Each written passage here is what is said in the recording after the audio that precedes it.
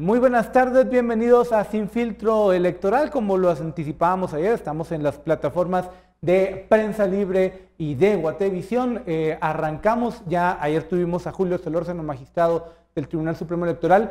Esta vez ya arrancamos, inauguramos, comenzamos con la discusión, con la entrevista a los candidatos presidenciales. Y hoy el primero que nos acompaña, quien inaugura esto, es Julio Héctor Estrada. Julio Héctor, por Compromiso, Renovación y Orden, creo, muchas gracias por acompañarnos en esta primera entrevista, donde lo que vamos a buscar es conocer su visión sobre el país, la coyuntura, sus planes de trabajo ante la eventualidad de llegar a la presidencia de la República, con creo, qué visión tiene del desarrollo del país. Y antes de que comencemos, pues también me acompaña Juan Manuel Fernández, nuestro editor de Economía para Prensa Libre y Guatevisión, y Claudia Acuña, nuestra encargada de ciudades y también experta en muchos temas de justicia. Julio Héctor, bienvenido de nuevo. Comencemos conociendo un poco a Julio Héctor Estrada. ¿Quién es? Y fuera del tema que puede sonar lírico, ¿por qué aspirar a la presidencia de la República? Bueno, muchas gracias por tenerme aquí en esta invitación, a la audiencia, muchas gracias por escucharnos. Es una oportunidad fantástica para poder comunicarle a la gente la ilusión y lo que lo mueve a uno para asumir estos retos. Yo soy un guatemalteco que crecí en mi familia, con mis hermanos, siempre con optimismo y pensando que el país tenía grandes oportunidades de desarrollo, grandes oportunidades de crecimiento. Me hice economista y por muchos años trabajé fuera de Guatemala, entre otras cosas, asesorando empresas y asesorando países en Europa, en Asia, en África, de cómo desarrollarse y cómo crecer económicamente.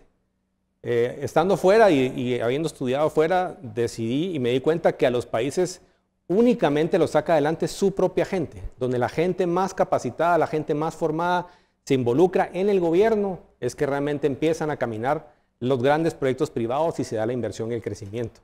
Entonces volví a Guatemala hace 10 años, he estado en diferentes posiciones de la función pública, haciendo un esfuerzo grande desde adentro, tratando de hacer que las cosas caminen, grandes proyectos, programas de crecimiento económico, programas de desarrollo, hasta concluir, después de ser mi último rol como ministro de Finanzas, que hay una inmensa brecha entre lo que está pasando y lo que sí se puede hacer. Hay muchas cosas que se pueden hacer más con los recursos que existen hoy en día, pero se necesita tener claridad en las ideas, poder montar un equipo de primerísimo nivel y sobre todo saber por dónde empezar y cómo ejecutar y hacer que las cosas caminen y enfrentarlo sin compromisos previos, sin colas que arrastre uno, sin un bagaje político anterior, sino realmente con la libertad de hacer las cosas que hay que hacer para que el país salga adelante. A ver, hablemos de la propuesta de gobierno. Usted y Yara Argueta están proponiendo que el pisto no alcanza. ¿Qué se ha hecho mal para que el pisto no alcance en el país? Mire, lo más importante es que cuando uno escucha a la gente y se da cuenta o observa que la gente se está yendo del país por cientos, las familias completas, cruzando el desierto de Sonora con los niños de los brazos, saliendo no en caravana, sino que realmente todos los días. Y que es por unas razones puramente económicas, es por falta de oportunidades. Eso quiere decir que el país ha fallado en crear suficientes oportunidades para que la gente efectivamente el pisto le alcance. La gente no llega a fin de mes con lo que se está produciendo y entonces hay que hacer una propuesta que sea enfocada en eso, en lo que a la gente realmente le importa, que es que el pisto le alcance. Y eso se hace por caminos relativamente sencillos, diría yo, en cuanto a ejes. Uno, tenemos que generarle más ingresos a la gente, tanto empleo como ingresos en sus actividades de emprendimiento o en sus actividades agrícolas. Dos, tenemos que reducir los costos de la gente, los gastos que tiene de más. Algunos gastos porque la economía está diseñada para beneficiar a los privados y no al pueblo en general. Algunos por costo de la política, el hecho que el Estado no funcione está haciendo que la gente tenga que gastarse más en salud, en educación, en seguridad. Y tercero, necesitamos recuperar la autoridad del Estado, la autoridad y la presencia del Estado. Los tres se resuelven sabiéndolo ejecutar, en corto plazo logrando resultados inmediatos, identificables, y en el largo plazo haciendo grandes reformas estructurales que el país necesita. Julio Héctor. Perdón, adelante. Usted fue parte de este gobierno, el actual gobierno de Jimmy Morales. Hablamos de recuperar la autoridad del Estado. Se perdió la autoridad en el tiempo que usted estuvo como ministro. Y sobre todo cómo recuperar la confianza del inversionista, del interno, del guatemalteco, pero también del extranjero. Mire, yo cuando hablo de la autoridad del Estado es la falla, por ejemplo, en poder controlar el sistema penitenciario, ¿sí? No puede ser que desde la cárcel sigan extorsionando gente, sigan llamando por teléfono, a pesar de que hay leyes que lo prohíben y que no se implementan. Ahí es donde está la brecha, donde uno dice, yo no puedo seguir adentro si no se puede implementar con autoridad y poner las cosas en orden. Aquí se tiene que poder hacer un sistema donde si hace falta hay que ir a quitar las torres que están cerca de las cárceles y ponerle cableado de cobre a la gente para que tenga internet y wifi en sus casas. Y definitivamente que hay que hacer una cárcel de máxima seguridad en un lugar muy remoto del país y aislar completamente a los criminales. Sin esa capacidad de demostrar al Estado que aún los criminales ya condenados no se les puede poner en orden, no hay manera que el Estado recupere su autoridad y el orden. Entonces esos son unos ejemplos. Y la confianza de los inversionistas va a venir de ver un Estado que está funcionando, de un Estado que resuelve sus problemas. Y ahí se necesita coordinación del más alto nivel, gente que lo haga. Hoy en día el Estado de Guatemala no invierte más que esencialmente cero en atracción de inversiones, en atender las necesidades de inversionistas locales y extranjeros, y esa ausencia de presencia del Estado. Por ejemplo, la inconsistencia que hay en tener hoy en día casi el doble de policías que teníamos hace 5 o 6 años, pero el mismo presupuesto de funcionamiento, el mismo presupuesto de armas, el mismo presupuesto de uniformes, el mismo presupuesto de vehículos, el mismo presupuesto de computadoras. Entonces, la presencia policial no se siente. Estamos usando dinero por gusto para que vayan 4 policías en una radiopatrulla en vez de ir 2 radiopatrullas con 2 en cada radiopatrulla. Eso hace que no haya presencia del Estado en el interior, en las ciudades, en las colonias. Y entonces, sin esa presencia del Estado, también en salud, en educación y en otras áreas, la gente tiene resistencia y eso hace que no haya confianza de parte de los inversionistas. El inversionista va a venir al país si ve que es un país que tiene autoridad y que está siendo gobernado de manera ordenada. El costo de vida implica generación de empleo, formalidad, control de precios, pero ¿cómo se lidera eso desde el Ejecutivo? Mire, hay ejemplos muy sencillos, ¿sí? Yo hablaba hace unos días con un productor de fresas y en el área de Tecpan. Y lo único que había hecho la diferencia para que él pudiera producir fresas y tener una producción importante empleando a toda su familia y 6 empleados adicionales era que tenía una fuente de agua, ¿sí? Y el hecho de tener la fuente de agua, él ya podía financiar con crédito comercial y de proveedores el hacer plásticos y la tecnología para producir 3, 4 o hasta 10 veces más de lo que produciría sembrando maíz. El Estado tiene capacidad de hacer un programa para financiar riegos, no 5 proyectos, no 10 proyectos, 1000 proyectos, utilizando su capacidad de financiamiento y apalancando la capacidad de los productores. Con eso el país multiplica por 3 su capacidad productiva. No tenemos ni que cambiar de tecnología, la gente sabe trabajar. Lo que no puede asumir el pequeño agricultor es el riesgo de hacer un pozo y que no encuentre agua. Pero si el Estado con un fondo de garantía puede asegurar eso, el productor triplica o multiplica por 5 sus ingresos. Lo que pasa es que el Estado se ha salido y básicamente no tiene programas de fomento y coinversión y préstamos. En café pasa lo mismo, en la parte de pymes pasa lo mismo, no hay financiamiento para comprar maquinaria y equipo, entonces la gente no tiene forma con su propio esfuerzo y trabajo de multiplicar sus ingresos. Pero ahí creo que entra a batear el cómo, tanto en el tema de recuperar la autoridad como en este último. Creo que hay un consenso de que el país está sobrediagnosticado y que hay muchas cosas que se pueden ir mejorando con solo un tema de visión. Y llevamos como 8 años en este mismo tema. Supongo que en la administración de Jimmy Morales también se discutió esto. ¿Por qué no hemos saltado de estas ideas que parecen buenas a concretarlas? Mire, mi experiencia es que tiene que haber una autoridad y la razón por la que participo es estar convencido de que la cabeza va a traer a la gente correcta, que a su vez trae a sus equipos de gente que sabe hacer que las cosas pasen y que no tiene razones y excusas para no hacerlas. Por ejemplo, el ejemplo más sencillo, se requiere de eficiencia y autoridad porque no tiene sentido haber duplicado la cantidad de policías y no poder abastecerlos, ¿sí? Y hacer una buena logística y dignificar su trabajo y hacer una buena coordinación. Se ha avanzado con la capacitación y la formación de escuelas de oficiales, pero ¿qué sentido tiene tener el doble de policías con el mismo equipo y capacidad de funcionamiento? Eso es uno, cuando entra el gobierno dice, vamos a hacer eso, vamos a hacer 1000 puestos, duplicar la cantidad de puestos de salud, vamos a entregar a tiempo las diferentes raciones y temas escolares, vamos a poner a funcionar la autoridad en las áreas, en las carreteras, para que la gente no bloquee los caminos. Y si dice, eso es lo que vamos a hacer, y estamos todos de acuerdo en que eso es lo que estamos trabajando, no hay pérdida, no hay discusión, no hay debate, no hay democracia, sino que es un equipo ejecutando con autoridad, pero porque sabe que no le pueden llegar a, yo le llamo a la gente que le juegan judo, que le echan cuento administrativo, que le dicen que no se puede, que planificación, que el SNIP, que el CGPlan, sino que uno sabe que sí se puede y entonces puede exigir a la gente que entregue resultados, y el que no entrega resultados se tiene que salir del equipo. Bien, vamos a hacer una pauta antes que hagas la pregunta. Cuando regresemos seguimos hablando de este tema con Julio Héctor Estrada aquí en Sin Filtro Electoral.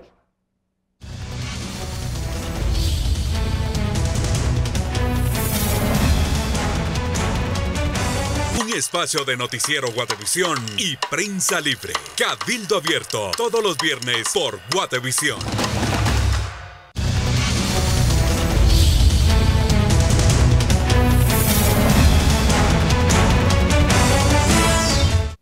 Gracias por seguirnos en Sin Filtro Electoral. Nos acompaña Julio Héctor Estrada, candidato presidencial por Compromiso, Renovación y Orden. Claudia Acuña, tú tenías una pregunta que lanzar. Sí, me surgió una inquietud. Usted menciona pues cómo pretende lograr hacer todas estas cuestiones que han estado pendientes, pero dentro de eso cabe también hablar de la voluntad política, y sobre todo porque hay que tener leyes. Habló usted del sistema penitenciario, de los bloqueadores de llamadas, ¿verdad? Pero hasta estas alturas, creo que la ley, si no estoy mal, es de 1997 y aún no tiene reglamentos internos las cárceles. ¿De qué nos sirve que no hayan bloqueadores si se pueden ingresar celulares por otros medios, ¿verdad? Refrigeradoras, cualquier otro utensilio, porque no hay un mecanismo que prohíba esos productos, esos artículos, en donde a veces adentro van otros ilícitos que permiten que ocurran todos estos delitos organizados o orquestados dentro de las cárceles, ¿verdad? Y el reglamento pues surge del Ejecutivo. Entonces ya son varios años sin ese reglamento que permita ejecutar la ley, ¿verdad? Bueno, este tema del sistema penitenciario ha sido tema de discusión de la mesa de mi casa durante muchos años. Mi esposa ha trabajado mucho en ese tema. Mire, es lo que usted está diciendo, es falta de voluntad política y de claridad. Para resolver el tema del sistema penitenciario hay que cambiar el chip y generar orden. ¿Sí? Primer tema para generar orden es hacer un reglamento, no solamente el reglamento de ley, sino los reglamentos específicos para cada una de las prisiones, porque cada una tiene que tener su reglamento interno. Hecho el reglamento, tiene una base jurídica para sancionar a la persona. Obviamente eso implica tener eso como un proyecto estratégico principal, porque hoy en día la gente sufre con las extorsiones. Y las extorsiones vienen de las cárceles. Teniendo esos reglamentos específicos y dándole protección y seguridad a las personas nuevas que tienen que entrar a operar y administrar el sistema penitenciario, entonces uno puede exigir y crear un sistema de calidad de vida. Ok, pero para generar orden también se necesita gente que acepte el orden. Creo que es el momento de preguntar, y mucha gente ya se lo debe estar haciendo, ¿tiene ya nombres para el Ministerio de Gobernación, para el sistema penitenciario? Mire, hay mucha gente que está adentro de las instituciones o está en la cooperación internacional, y la gran ventaja de haber estado 10 años en la administración pública es que uno tiene las personas y obviamente de alguna manera están dispuestas a trabajar una vez uno los designe y entre a trabajar con ellos, están trabajando con uno. Lo aterrizo de manera más concreta. ¿Tiene ya su ministro de Gobernación? Sí. ¿Y podemos saber quién es? No, porque precisamente es una persona que está actualmente en una función... En la administración pública. No en la administración pública, pero en la cooperación internacional, y de alguna manera la gente no puede estar tomando las dos posiciones. Sin embargo, están apoyando en el diseño de los programas. Y regreso al tema de la autoridad. Miren, se hizo el nuevo modelo de sistema penitenciario, se hicieron una cárcel para 100 mujeres con un sistema completamente diferente, se mandó a capacitar a la gente de la República Dominicana, se hizo el proceso y funciona maravillosamente, y se dejó en 100. Hubo un cambio de autoridades y se dejó a medio camino.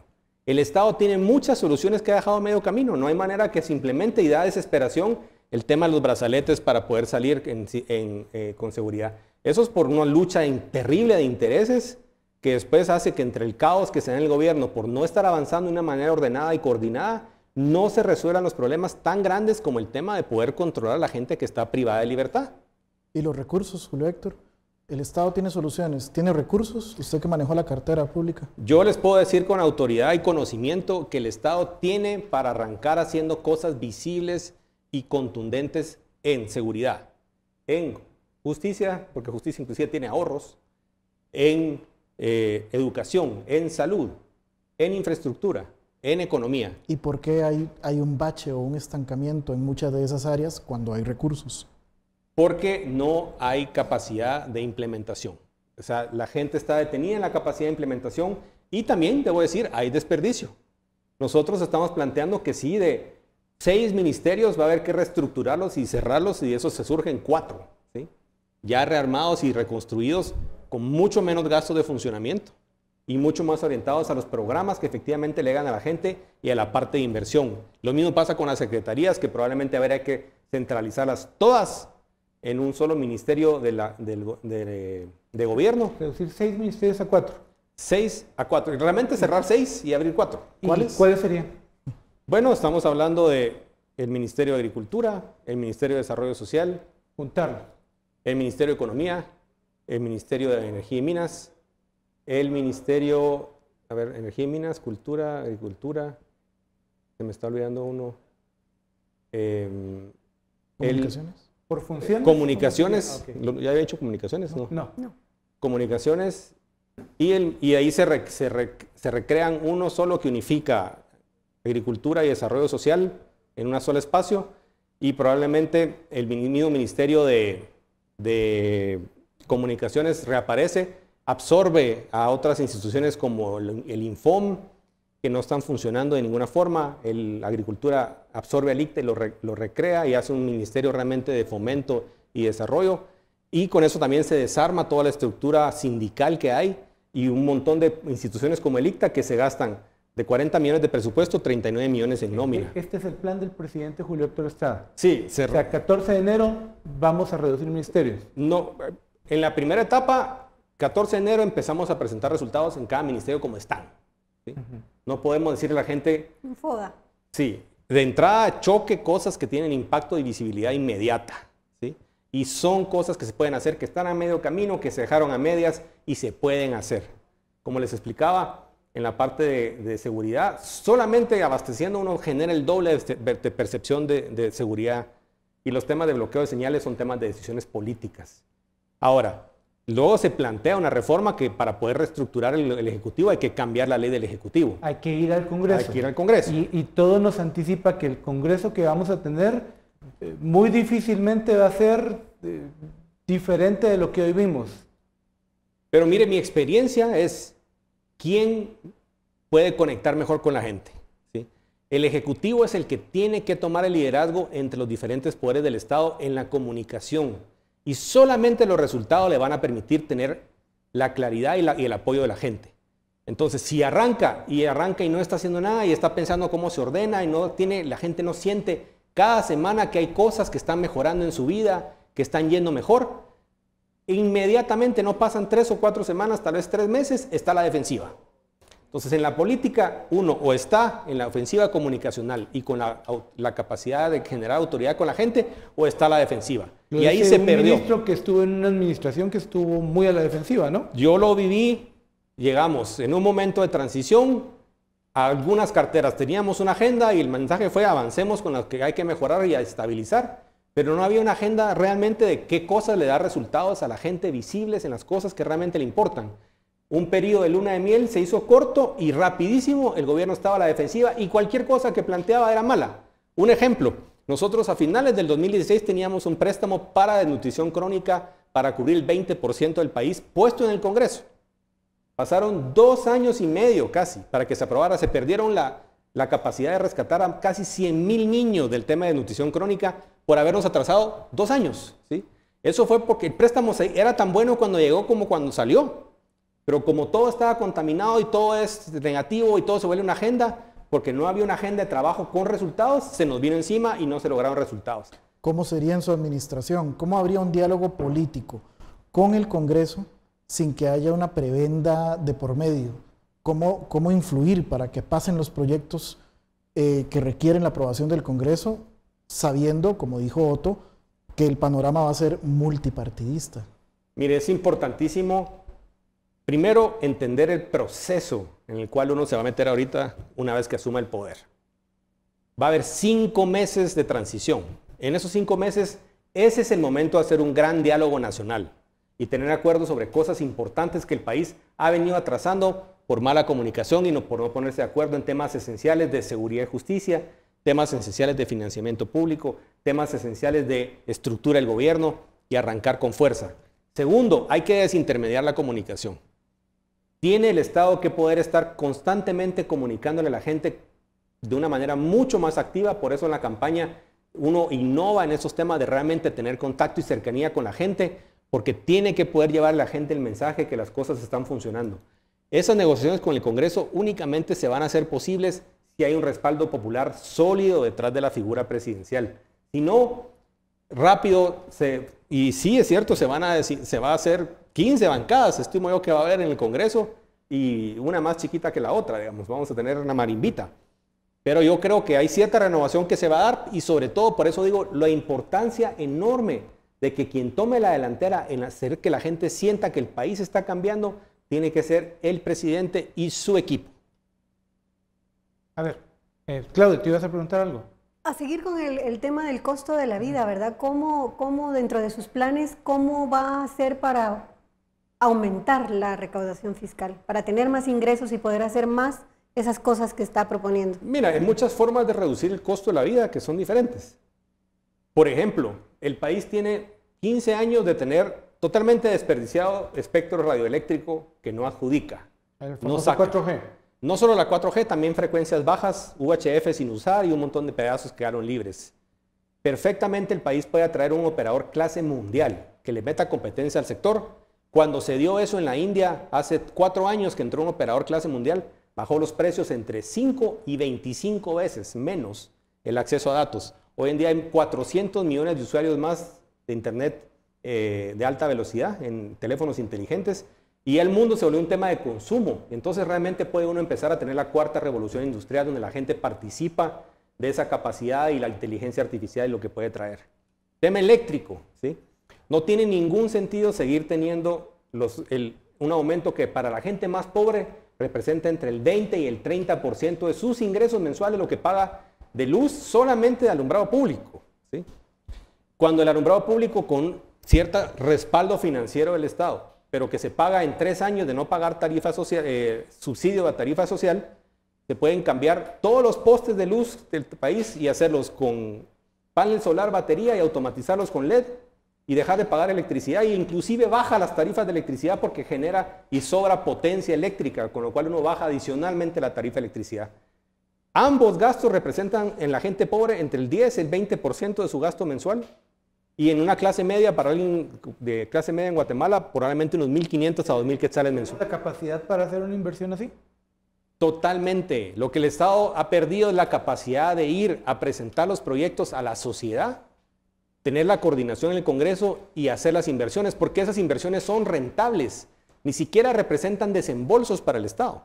Yo les digo que lo que se invierte en transformar toda la red eléctrica, no la red eléctrica, sino todo el alumbrado público del país, el Estado lo recupera en 3 o 4 años de no tener que hacerle aportes adicionales al INDE, ¿sí? Porque el efecto va a ser el mismo, solo que el dinero se tiró y en 3 años se perdió. Aquí se hace una inversión de un solo. En el caso de la telefonía que le decía, eso es patrimonio público sin usar. Es como nuestro gran patrimonio petrolero que tenemos, no lo usamos. Bien podríamos estar financiando 40%, 30% del presupuesto si pusiéramos a realmente desarrollarse nuestro patrimonio público. ¿Qué piensa a propósito de esto? ¿Qué piensa de las industrias extractivas? Me parece que el país tiene que apostar de entrada a las cosas que le generan más ingresos al Estado y beneficios a la sociedad. Y eso en el caso de Guatemala es la parte petrolera. Hay un espacio, es imperdonable que el país haya pasado, eran 15 hace 3, ahora 18 años sin tener nuevas áreas de exploración petrolera. cuando hay indicadores clarísimos de que el país en vez de producir 9.000 debería estar produciendo 70.000 barriles diarios o 50.000 barriles diarios.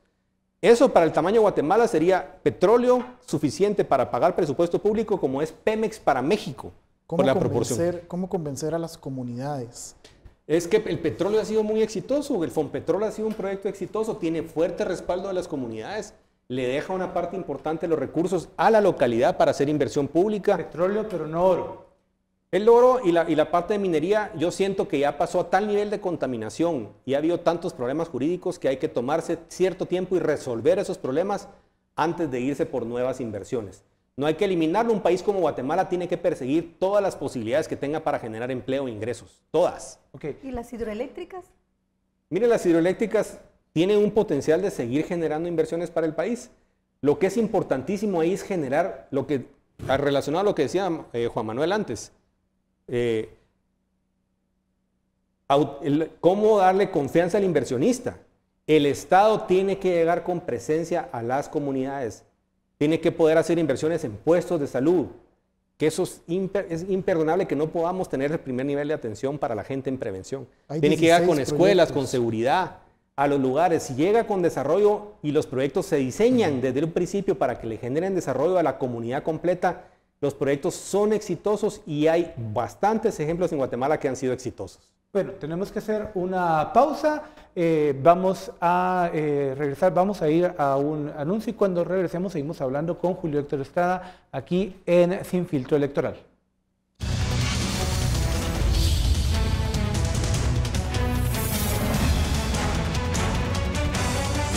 Un espacio de noticiero Guatevisión y Prensa Libre. Cabildo Abierto, todos los viernes por Guatevisión.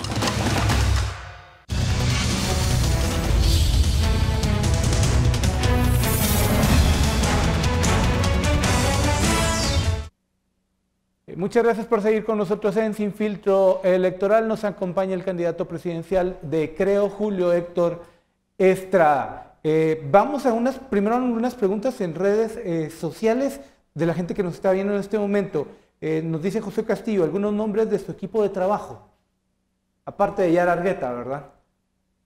Bueno, estoy trabajando con Lizardo Bolaños, tenemos al equipo de gente que tenemos en el partido, que ha estado antes con nosotros, gente que está en mi equipo actualmente asesorándome en la parte jurídica, como, a ver qué nombre le puedo dar, digamos,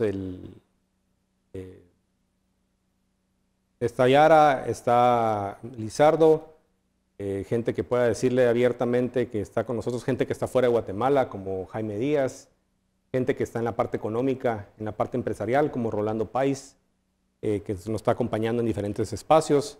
Es un equipo diverso que está listo para entrar a trabajar en diferentes áreas en cuanto podamos hacer público el equipo. ¿Aún ningún ministro? Bueno, yo creo que Lizardo probablemente asumiría el Ministerio de Economía. Ok.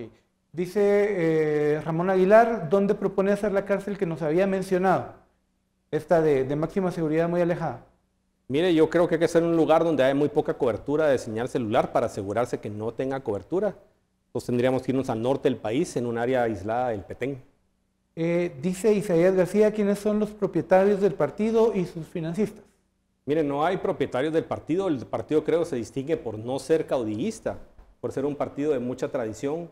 Bueno, no de mucha tradición, pero por lo menos de una tradición de no estar para respaldar o empujar a una sola persona.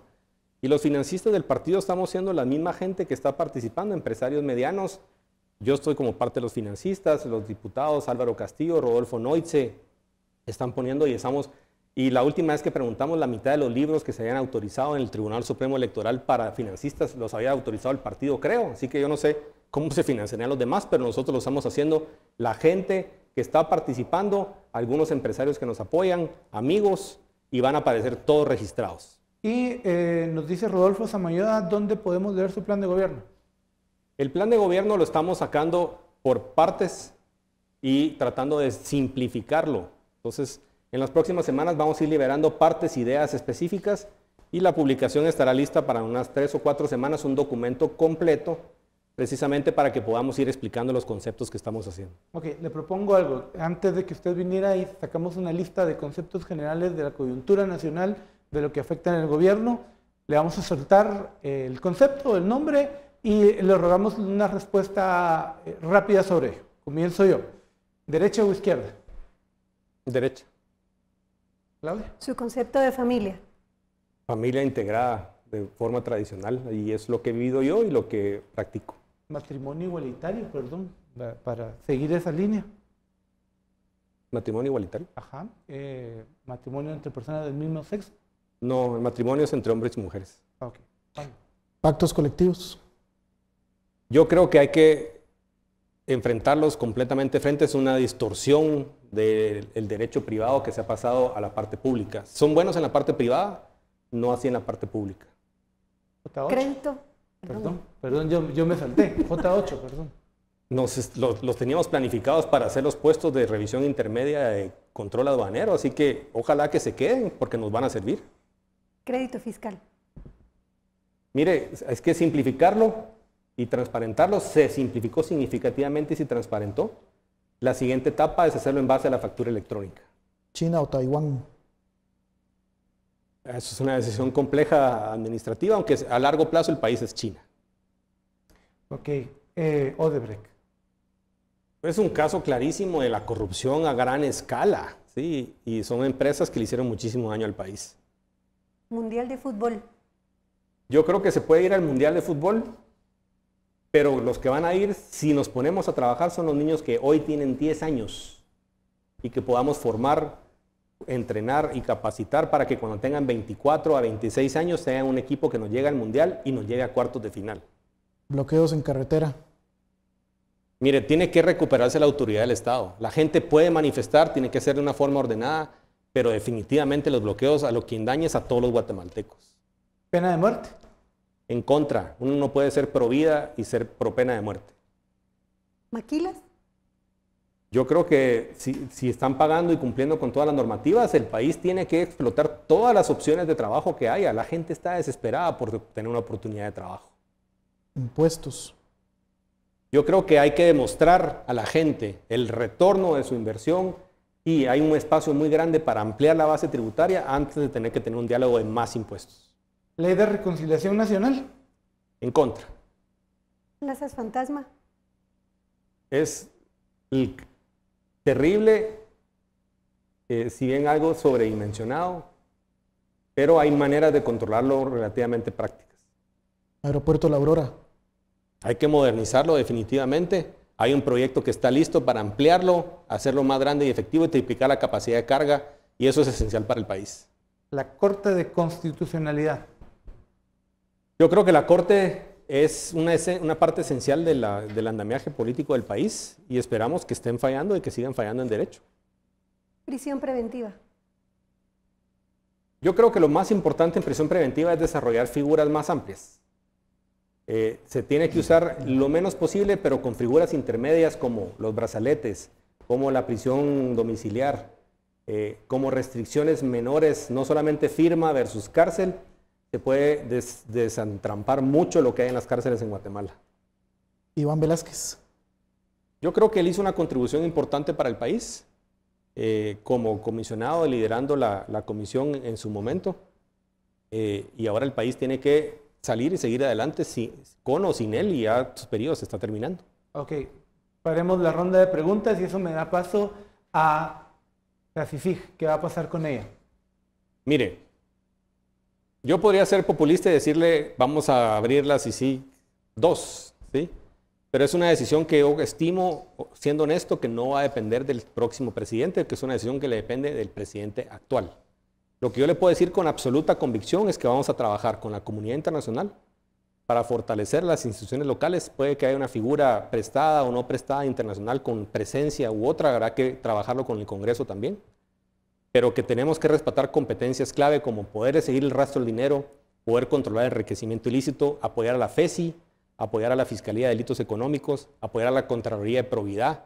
Es controlando el enriquecimiento de los funcionarios, no explicado, y lavado de dinero, como realmente puede uno golpear de la manera más fuerte, y son los casos más contundentes que hemos visto en la lucha contra la corrupción, porque si le sigue la ruta y mira cómo cada quien le pagó y se enriqueció a través de coimas u otros mecanismos, ahí es donde golpea a la corrupción de la manera más fuerte. Entonces, trabajar con la comunidad internacional, seguir dando apoyo al país. Hay que recuperar esas relaciones con el mundo, no podemos estarnos aislando del mundo, eso es una mala política para un país pequeño como Guatemala. Así que hay que recuperarlo y encontrar una nueva figura que nos permita seguir en la lucha contra la corrupción. ¿Qué posición tuvo usted con el presidente Morales cuando pasó la controversia de Iván Velázquez? Recuerdo que a los días firmó una carta con Leticia Teleguario y con el exministro Rivas. Mire, más que por el tema del non grato, fue un evento después y una serie de eventos que implicaron leyes y una serie de normativas que estaban realmente rompiendo el orden institucional del país. Entonces yo siempre he sido por la institucionalidad. ¿Sí habían voces en el gabinete? Sí, habíamos voces diciendo no hay que romper la institucionalidad, no hay que pasarse por encima de cosas que una vez que lo rompamos va a costar reconstruir otra vez. Pero hubo varios eventos antes de su renuncia, Julio Héctor. Por ejemplo, no solo el non grato, el evento del Pacto de Corruptos en septiembre de 2017 y la suspensión del convenio de CICIG. ¿Por qué esperarse a que ocurrieran todos esos eventos y no renunciar antes? Bueno, el tema del Pacto de Corruptos yo salí inmediatamente después. ¿Sí? Y lo que pasa es que no me dejaron salir. Hubo que hacer una negociación y el compromiso fue yo me quedo cuidando lo que se ha logrado avanzar en finanzas y nos aseguramos de que finanzas nunca fuera una herramienta de fuerza o de poder, las asignaciones de cuota, las asignaciones financieras, en ninguno de los dos lados en el debate que se estaba dando. Se mantuvo el ordenamiento y se mantuvo la estabilidad.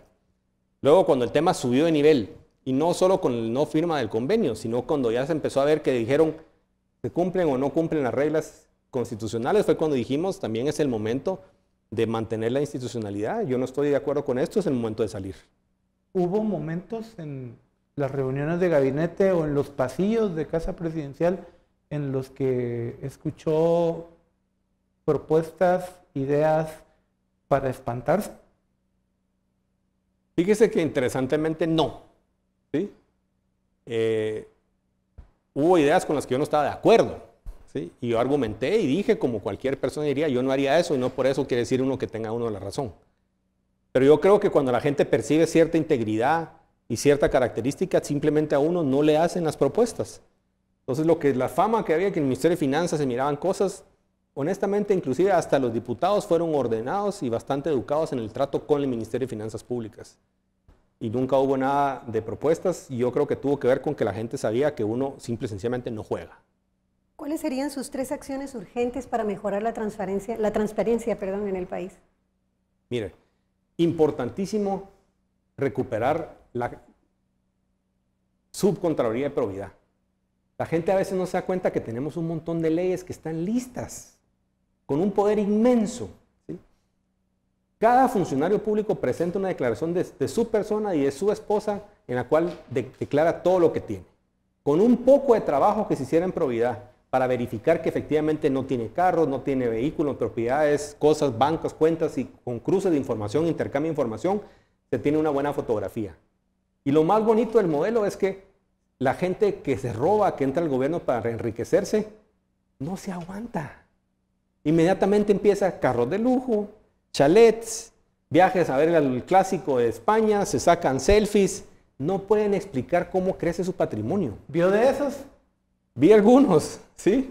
Y entonces uno dice, el delito más fácil de perseguir en corrupción en Guatemala, para jueces, para fiscales, para agentes aduaneros, para diputados, es el enriquecimiento ilícito, si cada quien tiene que decir cómo comienza, con un poco de supervisión y colaboración de la sociedad civil denunciando, mire mi vecino, pasó de sope a gavilán, ¿cómo es posible? Investiguen, y lo investiga y le encuentra la ruta del dinero, porque ni las mujeres ni el dinero se esconde, y como no se aguantan porque tienen esta cosa que quieren vivir como reyes, ahí los agarra. Eso es importantísimo para prevenir. Y luego para el tema de otras medidas de prevención de la corrupción, es transparencia en las transacciones, la digitalización de todo. Ahí ya quedó bastante en marcha el Ministerio de Finanzas. Ahorita ya todas las operaciones de facturas van a entrar directo al sistema por factura electrónica. Entonces se puede hacer Big Data, o sea, manejo de datos, y cualquier inconsistencia se identifican rapidísimo. Y el tercer tema es orden. Mire, como yo le digo a la gente, en una bodega que está con todas las cajas tiradas y las estanterías desarmadas, sin carátulas, fácil se pierde producto, uno no sabe lo que hay. Entra uno y pone orden, reorganiza. Hicimos un proyecto interesantísimo en el Ministerio de Salud con apoyo del sector privado para reordenar cómo se pedían los productos, medicamentos e insumos médicos. Y solamente con un proyecto que fue una fracción del Ministerio de Salud y poner orden en qué se pedía, encontramos que se pedía un montón de los que no se consumían y los que más se consumían se pedían poco. Okay. Mejorando eso solo muy rápido, se logró bajar la estancia en los hospitales de 9 a 6 días solo por tener más abastecimiento. El orden es clave para evitar la corrupción. Bien, vamos a un corte aquí en Sin Filtro Electoral para terminar el último bloque de esta entrevista con Julio Héctor Estrada, candidato presidencial de Creo.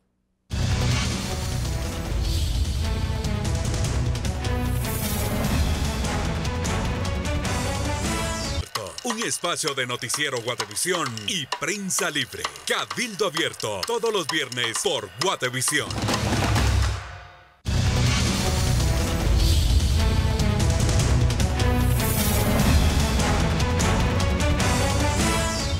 Bien, muchas gracias por seguir en Sin Filtro Electoral. Estamos hablando con el candidato presidencial de Compromiso, Renovación y Orden, Julio Héctor Estrada. A ver, tenemos preparada una fotografía de la campaña de Julio Héctor Estrada. En este momento Jorge Hernández nos lo va a poner aquí en el wall. En efecto, no, ya lo estamos viendo en pantalla.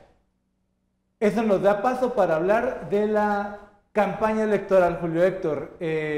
La foto le dio la vuelta a las redes sociales en el país. ¿Cómo ha sido esta campaña? ¿Cuál es la intención de este tipo de fotografías que salen del usual del candidato en la tarima? Mire, nuestra campaña ha sido una campaña de acercamiento con la gente, de ser común y de estar platicando uno por uno con los diferentes guatemaltecos. Esta es una nota donde simple y sencillamente uno dice, efectivamente, cuando se cambia una llanta, yo he cambiado cientos, digamos, porque teníamos competencia con mis hermanos para cambiar las llantas del carro de mi papá.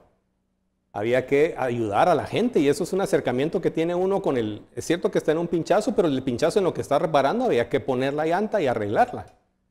¿Sí se había arruinado una llanta en ese momento? Sí, se había arruinado y sí había que trabajar. Y uno a veces pues, deja que las cosas tomen su propia dinámica y sobre todo hay que apretarlas. Pero muy importante, es una estrategia de acercarse con la gente y además de aportar. O sea, no solamente hemos estado tratando de comunicar, sino hemos dado capacitaciones a la gente sobre cómo llenar sus CVs, pláticas con los emprendedores para asesorarlos en cómo conseguir financiamiento y cómo mover su modelo de negocios y generar más ingresos, pláticas sobre manejo de tiempo. Hemos estado intercambiando con la gente tratando no solamente de hacer campañas, sino de ayudar a la gente con las cosas que le van a generar más ingreso para que el pisto sí le alcance. ¿Leyó los comentarios de esa foto, Julio Héctor? Mire, las redes sociales tienen su propia dinámica y toman su fuerza. Claramente la foto tomó su dinámica y tomó su energía propia. Logró su cometido. Pero fíjense que en parte no. O sea, no son cosas que uno planifica de esa forma, pero de alguna u otra manera generó discusión y lo que queremos es que uno realmente, la gente conozca que uno está dispuesto a trabajar. Ok, y no podemos evitar poner la otra foto que llamó la atención antes de seguir con los temas un poco más serios. ¿Dónde fue? Mire, había un techo con maíz secándose. Y es muy interesante porque yo de niño tenía con mi papá una finca y teníamos sembrado maíz.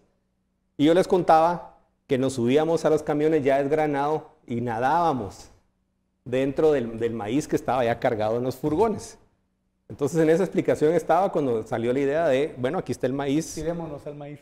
Y les decía, eso recuerda una parte de mi infancia que era la parte de ayudando con la producción y cortando maicillo. ¿No será un cambio muy brusco para la opinión pública ver al ministro, al que maneja el presupuesto, con su traje entero, su corbata, y luego verlo acostado sobre unas mazorcas? Miren, si miran la foto es realmente hasta artística, si lo quiere ver, los colores y todo, cómo lo resalta, ¿no? Ok, hablemos de cosas un poco más serias para, ya antes de terminar, nos queda poco tiempo. nos falta hablar de narcotráfico. El país hemos estado en una controversia en los últimos meses en el que, si bien las cifras de decomisos han sido altos, la explicación que dan los expertos en todas las regiones es que han sido altos porque la cantidad de droga que está pasando por el país es mucho más alto. Aquí no solo es un tema de orden, aquí es un tema también de negocio. ¿Cómo contenerlo? Mire, la esencia detrás de la lucha contra la corrupción, contra el contrabando, contra el narcotráfico es seguir la ruta al dinero. Tiene uno que realmente poder controlar los flujos económicos. Y ahí es donde el fortalecimiento de la parte de lavado de dinero, intercambio de información con otros países, ahí es donde el país tiene que lograr realmente tener la cooperación con las instituciones de impuestos de otros países, con las instituciones financieras de otros países y bloquearlo y controlarlo de forma masiva.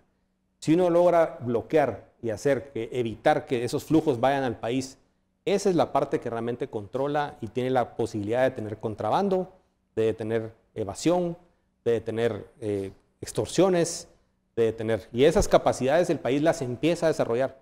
Hay que desarrollarlas mucho más, es inteligencia, es tecnología y enfocarse en esa parte es la que tiene la mayor rentabilidad para evitar el contrabando y todos estos flagelos. Y para ese tema, ¿cuál va a ser el rol del ejército?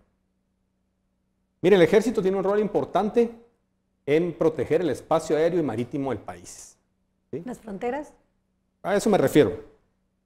Entonces, el ejército sí tiene que decir, estas son las fronteras del país, tiene que poder tener lanchas para poder controlar que protejan sus 200 millas náuticas, tiene que tener aviones para evitar, porque tiene ahorita los radares, que fue un proyecto que se concluyó con mucha crítica, pero ahí están, que controlan los 110.000 kilómetros, 108.000 kilómetros cuadrados del país, pero puede ver pasar los aviones y no tiene cómo interceptarlos y ahí aterrizan y vuelven a despegar. Entonces, control aéreo más equipo y equipamiento que efectivos. El ejército con el mismo presupuesto se tiene que modernizar, generar más tecnología y con eso tener un mejor control de fronteras y del espacio aéreo, físico y marítimo del país. ¿Contrabando debería entrar? No, no directamente. Al final lo que se necesita en contrabando es controlar los flujos del contrabando en los puntos intermedios del país. Ahí es policía con fortalecimiento y autoridad del Estado para que no lleguen, decomisan y llegan a quitarle, y llegan las multitudes a echar a toda la gente que hizo el decomiso. Y eso es presencia del Estado policial y presencia del Estado de autoridades. ¿Cómo se van a mejorar los ingresos? Me quedé con la idea de que no hay necesidad de una reforma tributaria, una cosa así, de las primeras pláticas que teníamos. ¿Cómo vamos a obtener más impuestos para financiar varias de las ideas que hemos escuchado? Mire, primer paso, entender que hay cosas importantes y visibles que se pueden hacer dentro del marco de los recursos que existen hoy. Dos, que la reestructura del Estado libera una cantidad interesante de recursos. Veamos el MIDES. 800 millones de presupuesto el año pasado o antepasado. 350 millones de financiamiento para repartir 300 millones de funcionamiento para repartir 350 millones en programas. No tiene ningún sentido, hay que cerrarlo. Y así va con un montón de instituciones. Entonces se puede hacer más eficiencia.